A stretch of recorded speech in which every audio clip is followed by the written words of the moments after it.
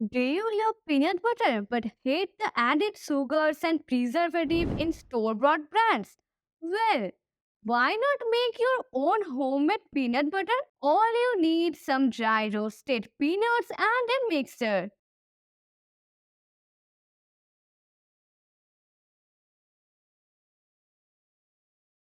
Simply blend the peanuts until they form a smooth and creamy consistency.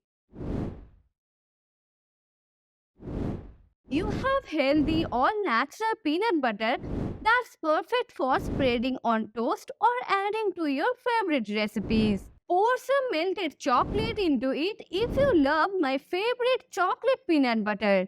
So try it today and taste the difference. Bye.